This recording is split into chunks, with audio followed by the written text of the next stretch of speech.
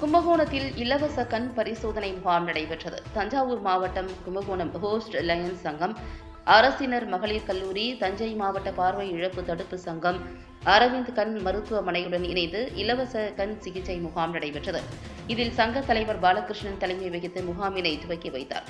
இதில் வட்டார தலைவர் லயன் எஸ் மோகன், முன்னாள் தலைவர்கள் lion Lakshmi Narayanan, lion Bharathan, LIC KR Ashokan மற்றும் லயன்ஸ் சங்க நிர்வாகிகள், கல்லூரி மாணவிகள், தொண்டு நிறுவன நிர்வாகிகள், அரவிந்த் கண் மருத்துவமனை சிறப்பு மருத்துவ நிபுணர்கள் பங்கேற்று பொதுமக்களுக்கு கண்களை பரிசோதனை செய்து இலவசமாக ஆலோசனைகள் வழங்கி மருந்து மாத்திரைகள் வழங்கினர். முகாமில் நகர்ப்புற, கிராமப்புற பொதுமக்கள் 300க்கும் மேற்பட்டோர் கலந்து கொண்டு கண் பரிசோதனை செய்து பயனடைந்தனர். முகாமிற்கான ஏற்பாடுகளை செயலாளர் முரளி, பொருளாளர் செல்வமணி ஆகியோர் சிறப்பாக செய்திருந்தனர்.